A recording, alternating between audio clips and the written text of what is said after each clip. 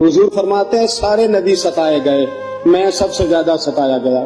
حضور فرماتے ہیں سارے تڑپائے گئے، میں سب سے زیادہ تڑپایا گیا۔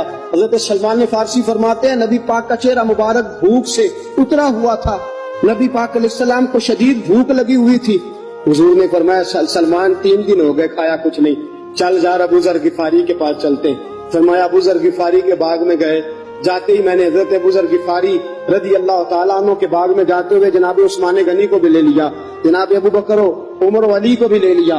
پہنچے، جا کے میں نے کہا کہ ابو ذر 3 دن ہو گئے نبی پاک نے کھایا کچھ نہیں، 2 جہاں کے شاہ ہیں، پاس کچھ رکھتے نہیں، 2 جہاں کی نعمتیں ہیں ان کے خالی ہاتھ میں، فقر اختیاری ہے، نبی پاک نے خود اس کو اختیار فرمایا، 3 دن سے کھایا کچھ نہیں۔ فرماتے حضرت ابو ذر رضی اللہ تعالیٰ عنہ کی آنکھوں میں آنسو آ گئے، کہنے لگے یار مجھے پتہ ہی نہیں، کسی نے بتلایا ہی نہیں، میں تو سویرے بھی پیٹ بھر کے روٹی کھائی اور حضور اس عالم میں۔ فرماتے گھر گئے، ایک بکری تھی اس کو ذبح کیا، اپنی بیوی سے کہنے لگے جلدی جلدی روٹیاں پکا، جلدی جلدی سالن پکا، تجھے پتا مصطفیٰ نے 3 دنوں سے کھایا کچھ نہیں۔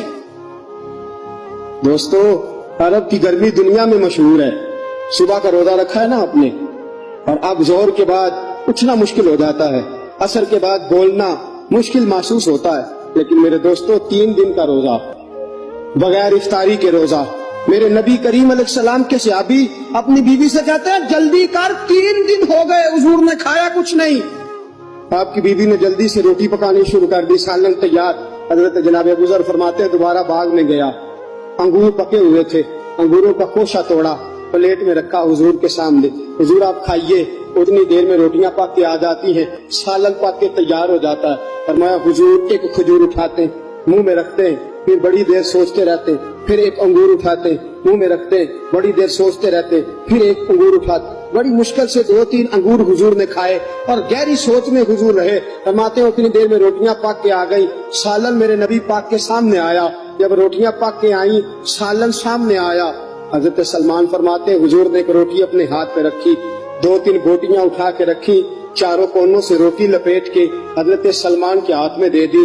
فرمایا سلمان جا فاطمہ کے گھر دے آ، میں نے 3 دن سے کچھ نہیں کھایا، فاطمہ نے 7 دن سے کچھ نہیں کھایا، میری بیٹی فاطمہ 7 دن ہو گئے سیدہ بھوکی ہے۔ تو عزت والے نبی کی عزت والی بیٹی 7 دنوں سے گھر میں بھوکی بیٹھی ہے، وہ شکایت نہیں کرتی، وہ لبوں سے بولتی کچھ نہیں، وہ جانتی ہے میرا باپ دین کی تبلیغ میں نکلا ہے۔ میرے رسول پاک صلی اللہ علیہ وسلم نے فرمایا گھر جا